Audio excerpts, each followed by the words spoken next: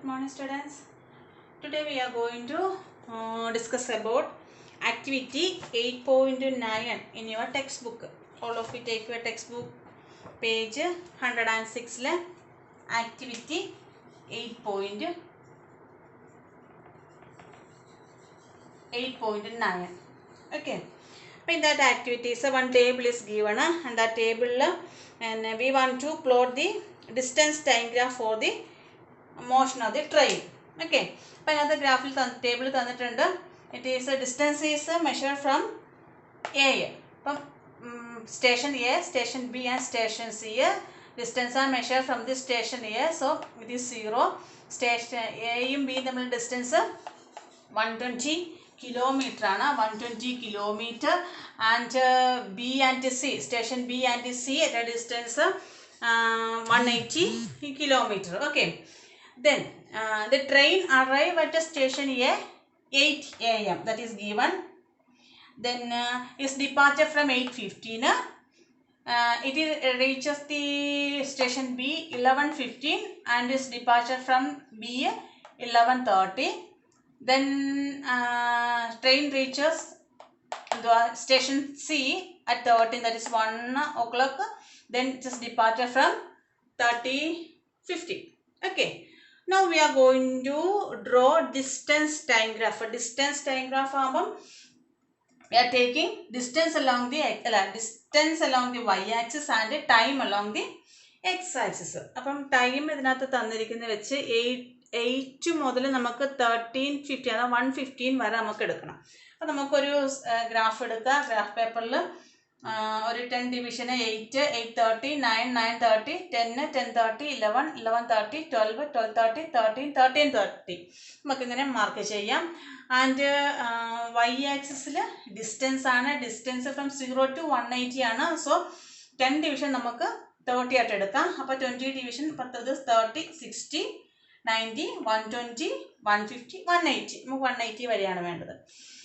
Then we can go to the calculation and drawing. Okay. Firstly, from A to B.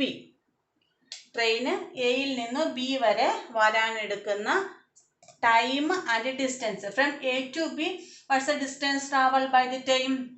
Distance traveled by the train? Distance traveled by the train is 120. Aയിൽ നിന്ന് B വരെ distance 120 kilometer ആണ്. So,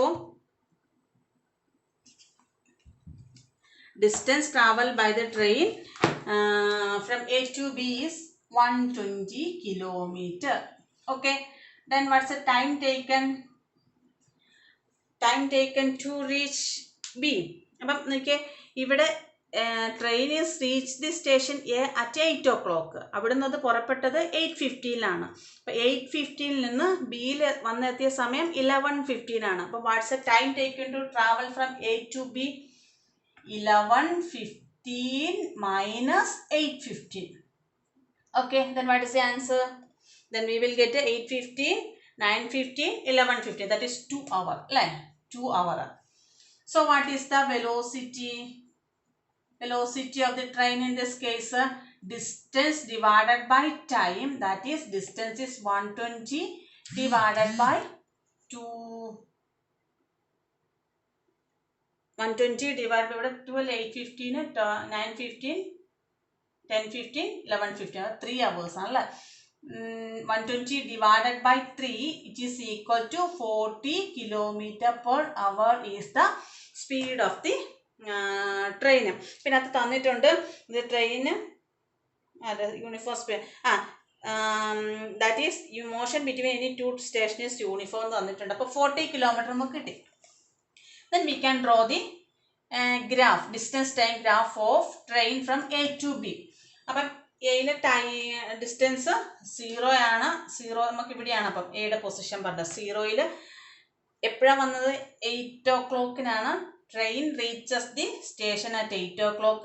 it start to departure from, അല്ലെങ്കിൽ start the journey from 8:15. അപ്പം ഇതിൻ്റെ നടുക്ക് 8-ൻ്റെയും 8:30-യുടെ നടുക്ക് വരും 8:15. അപ്പം ഇത്രയും നേരം ട്രെയിൻ ഈസ് ഹിയർ അല്ലേ, അറ്റ് 0 ഡിസ്റ്റൻസ്. അത് പൊസിഷൻ സ്റ്റാർട്ടിങ് പൊസിഷനിലാണ്. ദെൻ ഫ്രം 8:15 സ്റ്റാർട്ട് ചെയ്തു it reaches B. B എന്ന് പറഞ്ഞാൽ 120-ലാണ്. 120 കിലോമീറ്ററിൽ എത്തിയപ്പോഴാണ് 11:15. 11:15 എന്ന് പറയുമ്പോൾ ഇവിടെ വരും, ഇതിൻ്റെ സെൻറ്ററിൽ. സോ സ്കെയിൽ വെച്ച് നമ്മൾ 120, 11:15 എന്ന് പറയുമ്പോൾ ഹിയർ. ഓക്കെ, അപ്പോൾ ദിസ് ഈസ് ദ പൊസിഷൻ. അപ്പം ഇവിടെ നിന്ന് ഇവിടം വരെ ഡ്രോ യൂണിഫോം മോഷനാണ് with speed 40 km/h. Sir draw using a scale. Okay, ruler ഉപയോഗിച്ച് വരച്ചു. Then 11:15 it's reaches the position B. അപ്പം ഇതാണ് എയുടെ position. This is position of B, station B. This is station C. അപ്പം it's reaches the station B. Then from 11:15 to 11:30 it is the same station. ആ same സ്റ്റേഷനിൽ തന്നെയായിരുന്നു 11:13 വരെ. ഇത് ആ സ്റ്റേഷനിൽ തന്നെയാണ്. So we can, there is no motion അല്ലേ, റെസ്റ്റിലായിരുന്നു അത്. അപ്പം ഗ്രാഫ് എങ്ങനെ വന്നു 11:30 വരെ. ഓക്കെ, 11:30 വരെ. Then next B2C.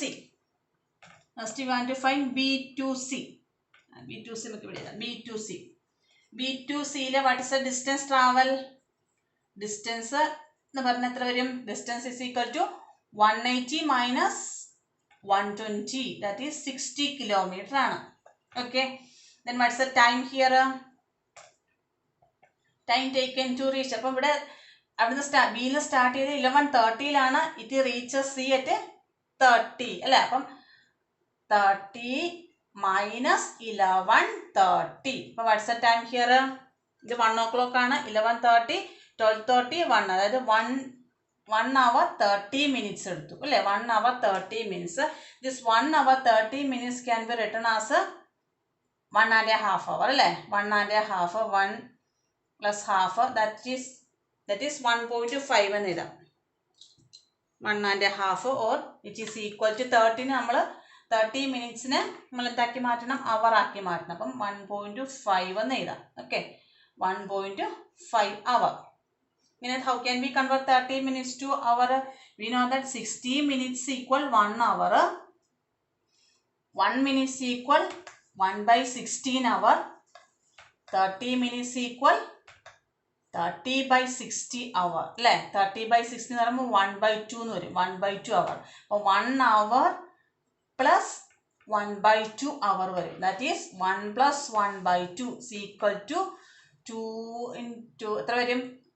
3/2. 3/2 എന്ന് പറഞ്ഞാൽ 1.5. അങ്ങനെയാണ് ഇത് കിട്ടിയേക്കുന്നത് കേട്ടോ, 1.5. Then find the speed or velocity. Here what is the speed? We will get a speed is equal to velocity just distance divided by time, that is 60 divided by 1.5. Then we will get a 60 divided by 1.5, we will get a 40 km/h. Here also 40 km uniform speed തന്നെയാണ്. Then we can draw the graph. അപ്പോൾ ഇവിടെ 130-ൽ it is at B. It is starting from 130. 130-ൽ it reaches C, that is at 180-ൽ എപ്പോഴാണ് എത്തുന്നത്? 30-ൽ അല്ലേ. ഈ position ഈ ടൈമിലാണ് എത്തുന്നത്. ഓക്കെ, അപ്പം ഇവിടുന്ന് using a scale draw straight line. Then from 13 to 15 it is the same position. Upon this is the shape of the graph. Okay, this is the shape of the graph. 8 o'clock start ചെയ്തു, 8:15 വരെ ഇതിൽ തന്നെയായിരുന്നു. അവിടുന്ന് ബിയിലെത്തി, 11:15 ബിയിലെത്തി. Up to 11:30 it is at the same station B. From 11:30 it start journey at 13, 1 o'clock reaches C. At 3:15 it is remain at this station. But this is the shape of distance time graph. From here slope same ആണ്. നോക്കിയേ, ഈ slope തന്നെയാണ് ഇവിടെ വരുന്നത്. That is means that it will move with uniform speed. Okay. Okay, thank you.